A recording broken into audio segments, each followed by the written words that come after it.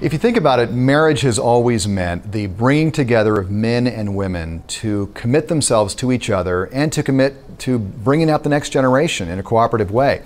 And if you look at any society, anywhere in the world, no matter if you're talking about the tiniest little island in Polynesia, the remotest part of Siberia, you're not going to find a society where the basic family unit is headed up by two men or two women. It just doesn't exist. It's a very radical proposition.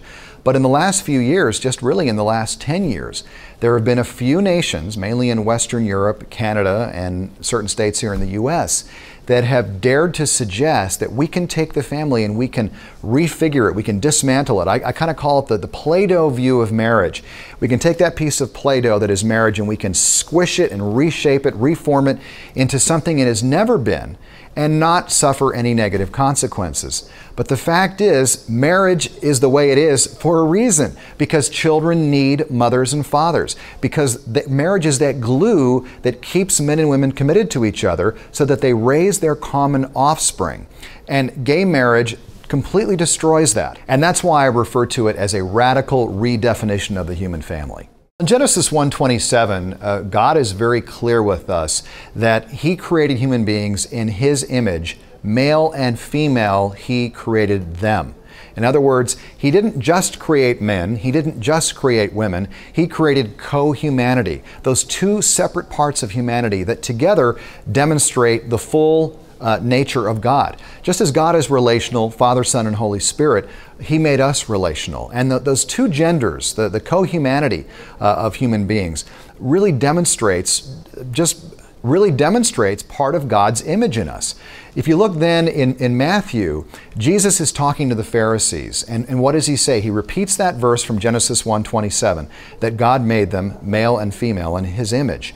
But then He also goes on to say, and for this reason a man shall leave his father and mother and unite with his wife, and the two will become one flesh. Now in that verse, Jesus is giving one of the most incredible apologetics for marriage that you'll ever see. You'll often hear gay activists say, well, Jesus never talked about homosexuality in the Bible. Well, of course that's true. He never specifically addressed homosexuality.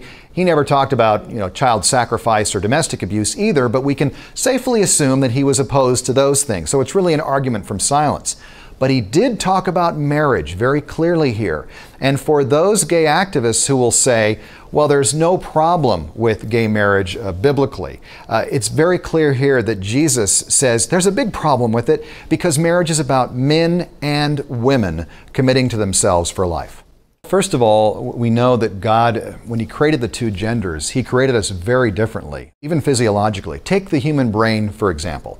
You talk to any neuroscientist, and you look at a scan of the human brain, a male brain versus a female brain, you'll find that they are different structurally, they're different functionally, they light up in different places under stimulation. The two genders are very, very different. And it's that differentness, that diversity, that complementarity that God had in mind. And that's why male-female unions work, where male-male and female-female unions don't. Unfortunately, the research would tell us that within gay relationships, and this is not commonly known in our society, in male gay relationships, there is a huge amount of promiscuity and very little monogamy and fidelity. It's virtually non-existent in the male homosexual community. Well, some people might say, well, what about lesbians? So I know this nice lesbian couple that stayed together for 20 years. Why shouldn't they be able to get married? One of the things that the research shows about lesbianism is that many lesbian relationships are plagued by domestic violence and psychological issues. In fact, there's one lesbian author that refers to domestic violence as the dirty little secret of the lesbian relationship. Does it surprise us if God intended for marriage to be those two complementary sides of humanity, male and female, coming together intellectually, emotionally, relationally, spiritually? If that's what God had in mind, if that was His design for human beings, and then we distort His design, we basically thumb God in the eye and say, no, we're not going to take your design. We're going to do it our way. We're going to pursue what we want. We're going to have homosexual marriage. Should it surprise us that we're seeing all this dysfunction? The Netherlands, we know the research shows that unfortunately homosexuals have a huge rate of psychiatric illness, drug and alcohol abuse, suicide attempts. There's a lot of issues there, and the Netherlands is the most gay-friendly country on the face of the planet. Gay activists will say, well, these problems are due to social stigma against homosexuals. But the Netherlands doesn't have social stigma. In fact, these researchers said, we can't figure out why there's all these problems in the gay community because we're very accepting of homosexuality in the Netherlands, and we have been for years. Again, it's because God's design is being distorted. God's design is being twisted and manipulated, and so we are bearing the fruit of that. That's what we're seeing with gay relationships and with gay marriage. There's other research from the Netherlands, again, a very gay-friendly country, that shows that the average male-gay relationship lasts about 18 months. The total length of the relationship is 1.5 years. And during that time, the average committed gay couple has an average of 8 outside sexual partners. So you can see that monogamy and fidelity are simply not part of the male homosexual culture. Very few Americans know that because our media does a wonderful job of painting gay relationships as idyllic and long-lasting and fulfilling. And when we see the images of all the gay couples in California getting married, the media always focuses on the few relationships that seem to be healthy, long-lasting. But when you look beneath the surface, what you really find is that many of those relationships are plagued with a wide variety of problems, and it's not a pretty picture.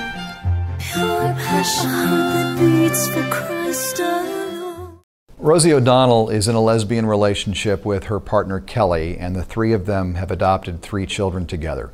About 4 years ago on ABC's television show Primetime, they did a special on gay adoption, and it was basically Rosie's coming out party. It's when she first publicly announced that she was gay and that she was in this gay relationship, and talked very glowingly about her relationship with her partner Kelly and those 3 kids they've adopted. Well, during the interview, Diane Sawyer asked Rosie if her then 6-year-old son Parker ever asks why he can't have a daddy.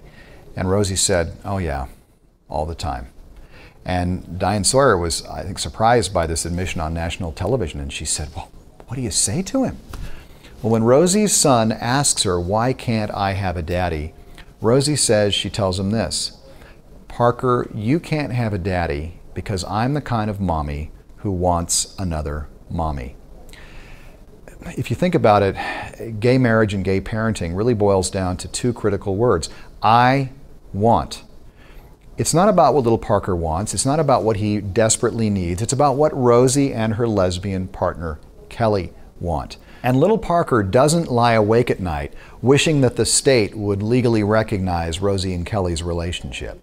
He doesn't lie awake at night wishing that Rosie and Kelly could share Social Security benefits.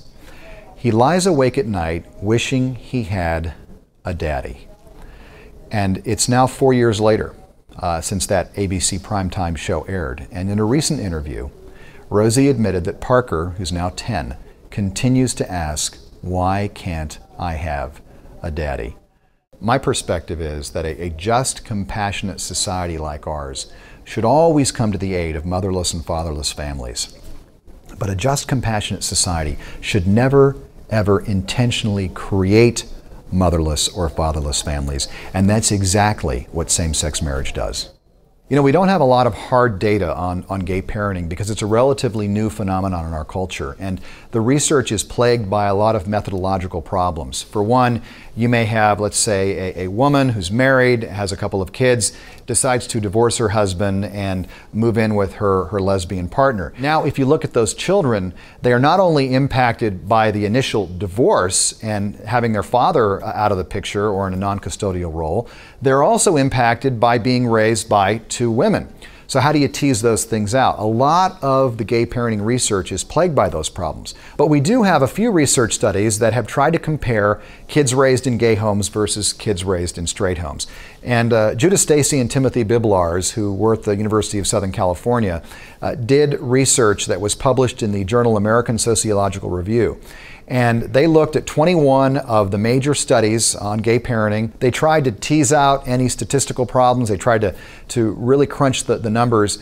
And what they found is they did find there were some significant differences in these kids raised in gay homes versus kids raised in straight homes. For one, the children raised in gay homes tend to be confused about their gender identity. What does it really mean to be male or female? What does it mean as a little boy to grow up to be a man, or as a little girl to grow up to be a woman? They really didn't understand that. They seemed confused about gender. Another difference, the girls were more promiscuous. Now, Stacy and Biblars, who are pro same-sex marriage and pro same-sex parenting, they say, well, you know, the girls were just more sexually adventurous. They weren't as chaste. Well, that's their spin on it. The research shows clearly the girls were more likely to be promiscuous. And the third difference they found, and the one that troubles me the most, is that both the boys and the girls raised in gay homes were more likely to experiment with homosexual behavior. That's not that they would ultimately self-identify as gay as adults, but they were more likely to try it out. They were more likely to experiment as teenagers and young adults with gay relationships. And I think if the average American knew that, they would be very, very concerned about gay couples raising children. But of course, the average American doesn't know that, because you're not going to see that on the CBS Evening News. You're not going to read about it in the New York Times. And that, as a psychologist, that really troubles me. Your passion that beats for Christ alone. Your passion. In the debate over legalizing same-sex marriage in California, in Massachusetts, currently in Florida, one of the things you often hear from gay activists is that, you know, we should get the same rights and benefits that heterosexuals get. I call it the goody argument. They say, well, if you get these rights and benefits, we should get them. It's only fair. But what many people fail to realize is that the reason that society gives benefits to married couples is that marriage itself gives back to society in some remarkable ways. And we have thousands of research studies that show us that marriage benefits men, women, children, and society. There's no evidence that homosexual relationships would provide all of those wonderful things. In fact, in many ways, gay relationships are qualitatively different than heterosexual relationships, as evidenced by the research that we see out of the Netherlands. So for a gay activist to claim, hey, if you let us get married, that our marriage is going to bring these same good things to society, it's not based in fact. There's no evidence that that would occur. Society benefits when a man and a woman come together, commit themselves to each other in marriage, commit themselves to raising their children, and provide them with the wonderful qualities that are uniquely male and uniquely female, because mothers and fathers parent differently. So when you hear that argument that we should get the same goodies, it's really based on a selfish, self-serving motivation, not this will benefit or help in any way our greater society. Heterosexual marriage was established by God. Genesis 1:27 tells us this. So God created man in his own image. In the image of God, he created him. Male and female, he created them. Now, we could take a whole seminary course to unpack that particular verse there, but let's just focus on the second half of that statement for a second. God created human beings as two distinct complementary genders. Two distinct complementary genders. Some theologians actually like to use the word co-humanity when describing God's creation. In other words, he created us male and female, and just as God is relational, Father, Son, and Holy Spirit, he created us as relational beings, and a major way that relationship or that relational nature plays itself out is in the marriage relationship. Now, Jesus made this really clear to the Pharisees in Matthew 19. He said this, "Haven't you read that at the beginning the Creator made them male and female and said this, 'For this reason a man will leave his father and mother and be united to his wife, and the two will become one flesh. So they are no longer two, but one.'" Now here, Jesus very clearly and powerfully spells out God's intent for marriage. God created human beings as male and female. Marriage unites those two complementary sides of humanity into one flesh. How many have read anything by C.S. Lewis before?